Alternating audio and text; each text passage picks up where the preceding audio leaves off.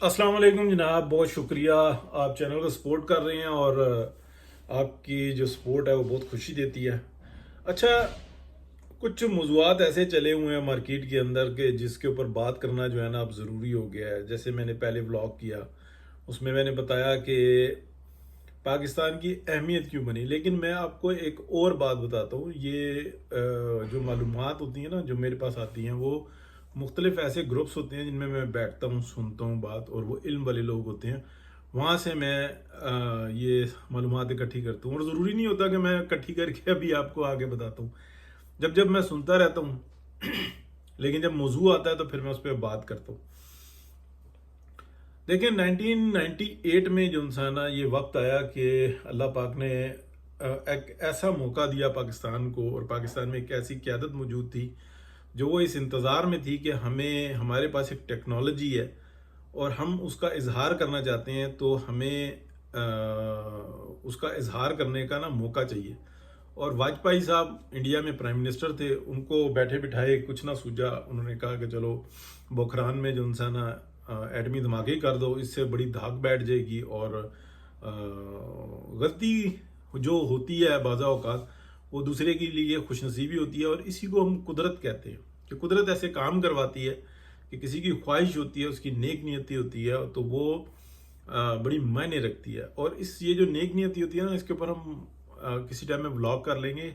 ये time barred नहीं होती, तो ये एक अलहदा मौजू है, इसके ऊपर हम बात कर लेंगे। इल्म ही है वो आपको बांटना चाहिए। अब होता क्या है कि मियाँ नवाज शरीफ को ये इत्तला मिलती है, मियाँ साहब इंटरनेशनल टूर पर होते हैं, तो मियाँ साहब एक लम्हे के अंदर फैसला कर लेते हैं कि हमने अब ये काम करना ही करना है। बहरहाल वापस आते हैं, वो एक मीटिंग कॉल करते हैं, और फिर दूसरी मीटिंग कॉल करते हैं, तीसरी मीटिंग कॉल करते हैं। पहली मीटिंग में भी वो साइंटिस्ट को ये ऑर्डर कर चुके होते हैं, वो कहते हैं तैयारी करो। दूसरी में, तीसरी में वो कहते हैं कि जनाब तैयारी करो और एज सुन एज पॉसिबल मुझे बताएं। फिर वो एक बड़ी मीटिंग कॉल करते हैं जिसमें सियासतदानों को वो मदऊ करते हैं कि जनाब क्या हमें करना चाहिए। और वो मीटिंग ऑनलाइन हुई, वो सब ने देखी। उसके अंदर बड़े से बड़े लोग थे, और किसी ने, चंद एक ने तहम्मुल की बात की, बाकी मोर देन 90% ने यह कहा कि जनाब अल्लाह पाक ने हमें मौका दिया, हमें इसको अवेल करना चाहिए। अगर आज हम अपने दिफा ही नहीं कर सकते तो हम किस जगह पे खड़े हुए हैं। बेशुमार बातें की, और बातें कर लेने के बाद हम सब इंतज़ार कर रहे थे कि मियाँ मोहम्मद नवाज शरीफ अब क्या स्पीच करते हैं, क्या बात करते हैं। और हमने देखा है कि वो मीटिंग ख़त्म हुई और मियाँ साहब उठकर चले गए, और एकदम से जो है ना सकता था। एक्चुअली बात ये होती है कि लीडरशिप क्या होती है। लीडरशिप यही होती है कि वो अपना फैसला सुनाए, और उसका फैसला वो बोले, खुद मुंह से बोले, उसके अल्फाज ना बोलें। तो ऐसा ही हुआ कि 17 दिन के बाद जो सी थी, यानी कि इंडिया के धमाकों के 17वें दिन, और वो जंग जीत ली पाकिस्तान ने। और 18वें 19वें दिन जो था ना दूसरा जो धमाका हुआ, वो बहुत ही दुनिया के अंदर सुपीरियर किस्म की क्लास है, जो वो छठा जो धमाका किया था, जो 2 दिन के बाद किया था। एक 28 मई को हुआ है और एक 30 मई को, 5 28 मई को हुए हैं, और छठा जो है ना वो 30 मई को हुआ है। और वो बहुत ही क्लास का, दुनिया जानती है कि वो एक ऐसी, एक आप कह लें कि इन्वेशन थी पाकिस्तान की, कि जिसमें अगर आप करें तो उस वक़्त में या अमेरिका था या फ्रांस था या तीसरा पाकिस्तान था कि जिस क्लास का वो धमाका किया था। अच्छा, अब होता क्या है कि वक्त गुजरता रहता है, मियाँ नवाज शरीफ के खिलाफ साजिश होती है, अमेरिकन सपोर्ट होती है, मुशर्रफ साहब चढ़ आते हैं, और फिर वो जनाब 5-7 नुकाती में एजेंडा निकालते हैं इस मुल्क की बर्बादी का। और फिर वही होता है जो हमेशा से होता है। लेकिन इसके बावजूद जो एक सिस्टम बना हुआ था ना, वो इतना प्रूव और इतना सिक्योर था कि उसके अंदर कोई भी, आप कह लें कि अपनी मर्जी मुसलत नहीं कर सकता। वो इतना मैकेनिज्म उसका स्ट्रॉन्ग है कि वो आसान नहीं है उसको ब्रीच करना। तो मुशर्रफ साहब की इतनी थी नहीं किसी भी वक्त में कि वो उसको नुकसान पहुंचा सके। वैसे वो बातें करने के जो ना कुत्ता इतनी भौंक नहीं सकता जितना वो भौंकते थे। सबसे पहले पाकिस्तान, और सबसे ज़्यादा बेड़ा गर्क पाकिस्तान का उन्होंने किया। तो अब वो جو میں آپ کو بتانا چاہ رہا ہوں نا اس وقت میں کہ کبھی بھی ایسا نہیں ہوا کہ 1998 میں وہ دھماکے کر لینے کے بعد وہ نیوکلیر ٹیکنالوجی تھی اس کے اوپر کام رک گیا، نہیں ہوا، ایک دن بھی نہیں رکا۔ اور ہاں یہ بات ضرور ہے کہ جس کی چاہت بہت انٹیلیجنس جو سی ہے نا پاکستان کی ایکسٹرا آرڈنری ہوتی ہے، جب وہ آرمی کے اپنے مادی مفادات ہو جاتے ہیں نا نوٹوں والی، تو وہ ایک علیحدہ کہانی ہوتی ہے، لیکن وہ جو دوسری ٹیم ہے نا جو پاکستان کو سیکیور کرنے والی ہے، وہ ہمیشہ سے ایک طریقے سے سوچتی ہے اور ان کا مال سے کوئی تعلق نہیں ہے، تو ان کی اور وہ بہت طاقتور ہیں، انہوں نے ہی پاکستان کو ریسکیو کیا ہے کئی مرتبہ۔ اور جب وہ اپنی طاقت دکھاتے ہیں تو یہ جو دوسری قوتیں ہیں نا مال لوٹنے والی، وہ بالکل مفلوج ہو جاتی ہیں۔ اب 2013 سے اور پھر جو ہے نا 2018 تک کہہ لیں کہ بے شمار جو ہے نا وہ اس کے اوپر کام ہوا کہ اس کو کس طریقے سے اور زیادہ سٹرونگ کیا جا سکے، اس کو فنڈز کرنا، اس کو اور مضبوط کرنا اس نظام کو، یہ بھی ایک اس عمل کا حصہ ہے۔ اس کے بعد کوئی ایسا وقت نہیں آیا کہ باجوہ ڈاکٹرائن یا کسی طریقے سے وہ اس کے نزدیک جا سکیں، انہوں نے کوشش بہت کی لیکن نہ فیض نیٹ ورک نہ باجوہ ڈاکٹرائن کچھ نہیں کر سکے۔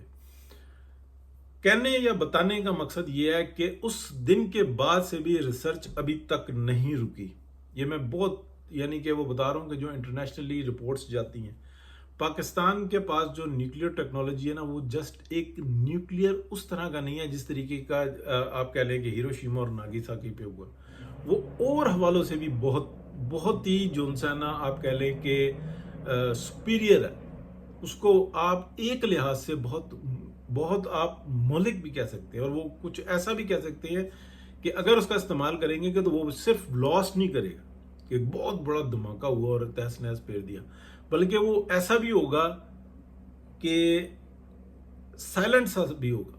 یہ میری بات جو ہے نا سنی ہوئی ہے اور کئی تعلق والے لوگوں سے جو ہے نا سنی ہوئی ہے کہ انتہائی سپیریئر قسم کی ٹیکنالوجی ہے پاکستان کے پاس، اور پوری دنیا میں وہ جس جگہ پہ چاہیں یہ پاکستان کر سکتا ہے، اس کے پاکستان کے پاس اور روکنے کے قابل کوئی بھی نہیں ہے۔ ایون یہ کہ وہ ٹیکنالوجی اگر پاکستان پہ استعمال ہو دنیا کے آخری کونے سے تو پاکستان بھی نہیں روک سکے گا اس کو، لیکن پاکستان کرے گا تو وہ بھی کوئی نہیں روک سکے گا، ٹھیک ہے۔ اور وہ ٹیکنالوجی پاکستان کے پاس آیا ہے یا کہ نہیں، پاکستان کے علاوہ کسی اور کے پاس ہے یا کہ نہیں ہے، یہ بات کہنا قبل از وقت ہے۔ تو اس لحاظ سے میں آپ کو بتا رہا ہوں کہ پاکستان کا دفاع جو ہے نا وہ صرف اور صرف یہ کہا جاتا ہے کہ پاکستان کی اکانومی کو بہتر کرو، پاکستان کے معاشی حالات بہتر ہو، پاکستان خوشحال ہو۔ ادروائز جو دفاع ہے نا وہ اس قسم کا ہے کہ وہ یہ اسرائیل وغیرہ کسی بھی نہیں گھاس بھی نہیں بیچتے، یہ کسی یعنی کہ ایک جنون ہے، یہ 2 کروڑ سے کم لوگوں کا، 2.25 کروڑ لوگوں کا ایک جنون ہے کہ یہ نبوت ہمارے حصے کی تھی، یہ ادھر چلی گئی، اور یہ خدا سے جنگ ہے، نعوذ باللہ استغفر اللہ۔ اور یہ ایگزیکٹلی بات وہی آ جاتی ہے کہ زمانہ جو انسان ہے وہ اس میں کاؤنٹ نہیں کرتا، جو میں نے بہت شروع میں گئی تھی اس کے اوپر علیحدہ بات ہو سکتی ہے، وہ موضوع اس طرح کا نہیں ہے، وہ اور ہے۔ یہ اسی رنج میں مبتلا ہیں کہ بس یہ حصہ ہمارا تھا، یہ اللہ پاک نے ہمارے ساتھ زیادتی کی، نعوذ باللہ، اور یہ اسی چیز کو رو رہے ہیں، باقی ان کا اور کوئی مسئلہ نہیں، یہ اسی دور میں رو رہے ہیں۔ یہ بالکل جو انسان ہے یہ ان کی کیفیت کسی اور طرح کی ہے، ان کے اعمال، ان کی چیزیں دیکھ لیں، بالکل جو قرآن پاک میں لکھا ہوا ہے بالکل وہ واضح ہے کہ یا رسول اللہ یہ آپ کو ایسے پہچانتے ہیں جیسے اپنے بیٹوں کو، ٹھیک ہے، اور پھر اس کے بعد یہ حرکتیں۔ اللہ پاک سب کے لیے حفاظت کا معاملہ کرے۔ ہاں پاکستان جن مراحل سے گزر رہا ہے اس وقت میں، جیسے جنرل حافظ عاصم منیر صاحب کو جب ہوا تو میں نے بھی خود یعنی کہ ساری باتیں سن کے کہ ہاں یہ جنگ تھی اور یہ بہت بڑی جنگ تھی، اس کے اندر فتح حاصل کر لینے کے بعد صرف یہ تھا کہ لاکھوں لوگوں کو، انڈینز کو لقمہ اجل بنا دیا جاتا، لیکن ایسا نہیں کیا گیا۔ یہ پاکستان کی سویلینز اور آرمی کی اسٹریٹجی تھی، اور اس کا یہ جو میسج گیا پوری دنیا میں گیا کہ یار اتنا نیتا کر کے انڈیا کو اور پھر چھوڑ دیا انہوں نے، تو اس تحمل کو جو ہے نا بڑا کہا جاتا ہے۔ اسی طریقے سے جیسے امریکہ ہے، آج سے 5 سال 7 سال پہلے تک جو امریکہ میں انٹر ہو جاتا تھا نا وہ کہتے تھے اس کو امان ہے کیونکہ یہ سپر پاور ہے، اور سپر پاور کی جو امان میں چلا گیا نا اس کو کوئی نہیں نکالتا تھا، ایک پیپر نہیں ہوتا تھا اور لوگ وہاں پہ آزادی کے ساتھ گھوم رہے ہوتے تھے، کوئی ڈپورٹ نہیں کرتا تھا. اور آج ان کو لاتے مار کے نکالا جا رہا ہے، یورپینز کو نکالا جا رہا ہے. اور تو چھوڑ ہی دیں، تھرڈ ورلڈ کنٹری تو کیا دیکھے گا. تو کوالٹی ہوتی ہے نا، وہ کوالٹی جو ہے نا پاکستان ایک چھوٹا کنٹری ہے، ایسا نہیں کر سکتا. پاکستان کو سب سے پہلے اپنے معاملات سنبھالنے ہیں اور وہ سنبھال رہا ہے، اللہ کا شکر ہے، بہتر ہو رہا ہے. جہاں تک ٹیکنالوجیکلی یہ جو اس وقت میں بتایا ہے کہ چاہتے تو بے شمار، یعنی کہ 6 طیارے تو 6 اور 7 کی رات کو گرائے ہیں نا. اور کہا جاتا ہے کہ جو کھڑے ہوئے مارے ہیں وہ علیحدہ ہے، واللہ عالم انڈیا خود ایکسیپٹ نہیں کر رہا. ہمیں بھی ضرورت نہیں ہے کہ بتائیں کہ جناب 18 ہیں کہ 20 ہیں کہ 22 ہیں، کتنے ہیں. اگر وہ نہیں چاہتا تو کوئی فرق بھی نہیں پڑتا، لیکن دنیا کو سب کچھ پتا ہے. لیکن جو 9 کی رات کو انڈیا نے کیا، اور 9 کی رات کو جس طریقے سے پاکستان کے ڈرونز گئے اور 10 کی رات کو جب ایکشن لیا، تو اس وقت جو انڈیا کی حالت تھی وہ یہ تھی کہ جیسے کسی کے ہاتھ پیر باندھ کر اور لٹا دیا جائے، اور جو اوپر کھڑا ہوا ہو اس کے ہاتھ میں 2 کلاشنکوف ہوں، وہ کیا کرے گا؟ یا اس کے ہاتھ میں تلواریں ہوں، وہ کیا کرے گا؟ گردن کاٹے گا، بازو کاٹے گا، جو مرضی چاہے کرے. ایسی حالت میں پھر پاکستان آتا ہے کہ نہیں، اگر اس خطے میں یہ حالت ہو گئی تو یہ پورا خطہ ڈسٹرب ہوگا، انڈینز کہاں جائیں گے. نہیں کیا. دنیا اس بات کا ریکارڈ کرتی ہے کہ یار اتنے پاورفل. یہ ہوتی ہے انسانیت. اس لیے سب دیکھ رہے ہیں، سب عزت کر رہے ہیں کہ اگر خدا نہ خواستہ ابھی ایران ہے اس کے سر پہ پڑ گئی ہے، اس کو ہیلپ کر رہے ہیں، نکالنے کی کوشش کر رہے ہیں. اور ایران کے بارے میں جو میں نے کل اور پرسوں میں بتایا کہ یہ عزت دی گئی کہ یہ آپ رپورٹ آگے پہنچائیں امریکنز کے پاس کہ اگر آپ ڈائریکٹ اٹیک میں آئیں گے تو آپ کا بہت کچھ ملبہ بن کے پڑا ہوا ہوگا، اس کے بعد آپ جو مرضی کرتے رہنا، وہ عزت بحال نہیں ہوگی. بہت کچھ ایسا ہے ایکوپٹ کیا گیا. اور یہ باتیں میں نے آپ کو 4 مہینے 5 مہینے پہلے 3 مہینے پہلے بتائی تھی، جس وقت میں یہ اس جنگ کی تیاری ہو رہی تھی. تو میں نے نہیں بتائی تھی، میں نے کسی سے سنی آپ کو بتا دی.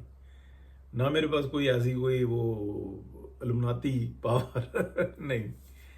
بات آپ سمجھیں تو پاکستان اللہ کا شکر ہے اس وقت میں بڑی کمبینیشن بہت اچھا ہے.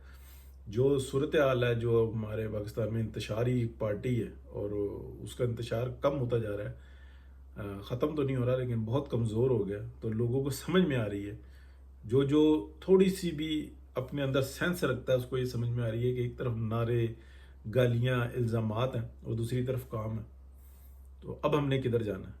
حالات جن کے اچھے ہوتے جا رہے ہیں وہ اپنی انا کو چھوڑ رہے ہیں، تو وہ کہہ رہے ہیں کہ نہیں یار بہتری ہوئی ہے. اللہ پاک بہتری کا معاملہ کرے. جی بہت شکریہ.